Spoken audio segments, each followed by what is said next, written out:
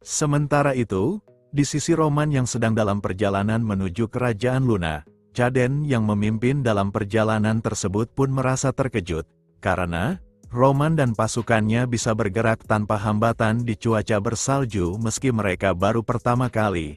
Dan seiring melihat pergerakan mereka, Chaden pun merasa heran, kenapa Roman bisa menggunakan pergerakan teknik yang digunakan di Arkadi, meskipun dirinya tidak pernah sama sekali mengajari Roman dan pasukannya untuk berlari di daerah bersalju.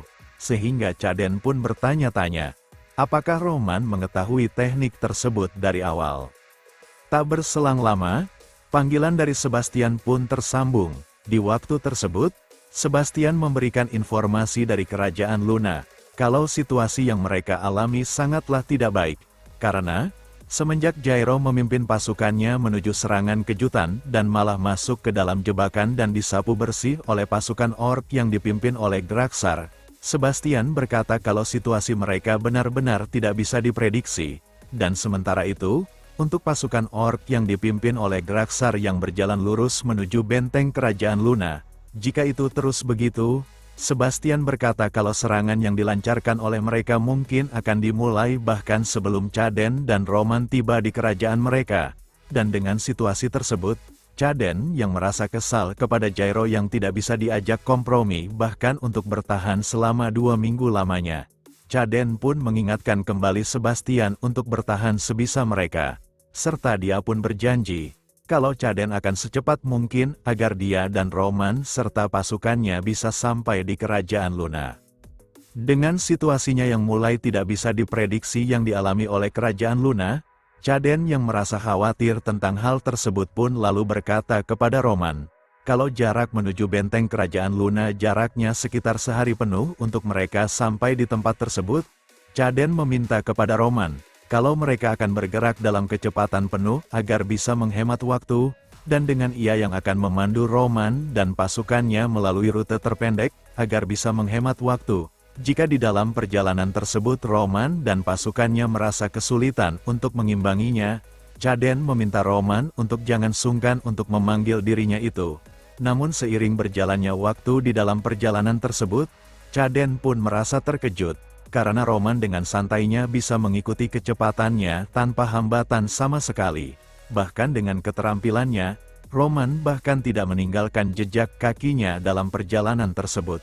Dan jika situasinya seperti itu, Chaden dengan yakin kalau mereka bisa sampai sebelum hari itu berakhir. Tak berselang lama, panggilan dari Sebastian pun tersambung kembali, dan di dalam panggilan tersebut, Sebastian yang terdengar panik pun berkata kepada Chaden, kalau musuh yang dipimpin oleh Graxar sudah mulai terlihat, dan dengan situasinya itu, Sebastian pun berkata kepada Chaden, kalau mereka akan bertarung dengan mempertaruhkan nyawa mereka. Dan ketika Chaden mengatakan kalau dia dan rombongan Roman akan segera tiba di kerajaan Luna, Sebastian berkata kalau musuh telah mengganggu magic communication mereka dan tidak akan bisa menggunakannya lagi. Dan sebelum hal itu terjadi, Sebastian pun meminta maaf kepada Chaden, kemudian meminta Chaden untuk meninggalkan tempat tersebut, agar setidaknya, Chaden bisa tetap hidup dan menjalani hidup lebih baik.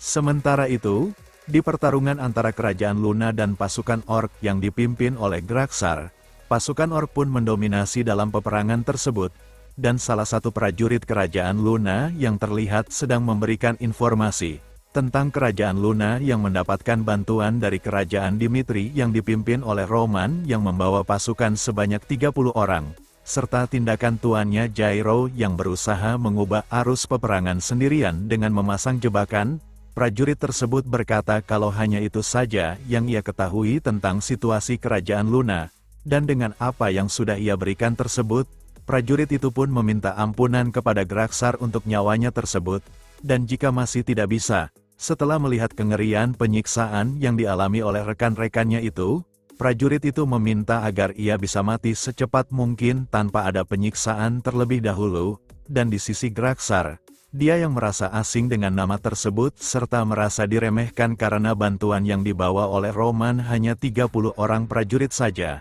Dia pun lalu bertanya kepada bawahannya yang bernama Carlot tentang keadaan benteng kerajaan Luna, dan Carlot pun berkata, kalau Divine Barrier yang terdapat di benteng kerajaan Luna sudah berada di ambang keruntuhan. Dan dengan situasi tersebut, Graxar pun berkata, kalau dia akan turun langsung. Dan kemudian, dia pun keluar dari kabinnya, lalu mengangkat tangannya dan berkata kepada pasukan orknya itu, untuk mereka mengikutinya menyerang benteng kerajaan Luna. Di sisi lain di benteng kerajaan Luna, seorang prajurit yang melihat pergerakan Graxar pun menginfokan hal tersebut dengan ucapan lantangnya, dan di sisi Graxar, dia yang berjalan membawa pedang besarnya sambil mengeluarkan aura dari tubuhnya itu. Sebastian yang melihat hal itu pun lalu memberikan instruksi kepada prajurit Luna untuk mempertahankan posisi mereka, dan sementara untuk para priest, mereka diberikan instruksi untuk menyalurkan Divine Power untuk membentuk sebuah penghalang kuat. Namun, Graxar yang melihat tindakan tersebut, setelah para priest menggunakan skill blast untuk menciptakan sebuah barrier, Graxar dengan satu ayunan sword auranya yang kuat yang menghantam barrier tersebut, hal itu pun mengakibatkan retakan yang begitu besar. Dan meski Sebastian mencoba sekuat tenaga untuk memperkuat kembali barrier yang ia dan teman-temannya ciptakan, Graxar yang melompat untuk menghancurkan barrier tersebut. Sebelum serangan itu dilancarkan, Graxar berkata kepada Sebastian, kalau tanpa ratu mereka Isabel, Sebastian takkan bisa menghentikannya. Dan itulah akhir dari perjuangan Sebastian, dan dengan runtuhnya benteng kerajaan Luna tersebut, pemukiman warga tersebut pun hancur dan dibakar oleh pasukan ork yang dipimpin oleh Graxar. Setelah kehancuran benteng kerajaan Luna, di atas benteng tersebut, seorang prajurit kerajaan Luna pun meminta ampunan bagi nyawanya kepada Carlot, dan Carlot yang merasa terganggu oleh prajurit tersebut pun meminta dia untuk jangan berisik.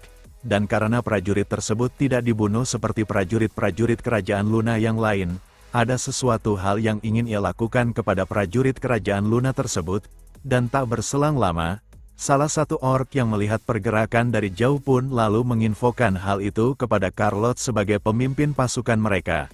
Dan Carlot, dia yang tahu kalau itu adalah kelompok yang dipimpin oleh seseorang yang bernama Roman seperti yang dikatakan oleh prajurit kerajaan Luna sebelumnya. Dia pun lalu berkata kepada prajurit kerajaan Luna itu untuk berpura-pura, untuk bersikap seakan-akan benteng tersebut belum tumbang dan menyuruhnya untuk memancing pasukan yang dipimpin oleh Roman sedekat mungkin ke benteng tersebut. Dan jika perintahnya itu bisa ia lakukan, Carlot berkata kepada prajurit kerajaan Luna tersebut, kalau dia akan mengampuninya serta keluarganya itu. Dan dengan situasinya itu, karena demi keluarganya, dia pun akhirnya mematuhi perintah dari Carlot tersebut, dan dengan seperti tidak terjadi apa-apa, sementara Carlot menunggu di belakangnya dengan penyamarannya menggunakan sebuah jubah. Prajurit itu yang tak bisa berbuat apa-apa pun lalu berkata lantang dan menghentikan Roman dan pasukannya, dengan dalih kalau kerajaan Luna tidak bisa dimasuki oleh sembarangan orang. Prajurit itu pun meminta Roman untuk memperkenalkan dirinya terlebih dahulu, agar ia bisa masuk ke kerajaan Luna tanpa ada masalah sedikit pun. Next, kita lanjut di part selanjutnya. Terima kasih.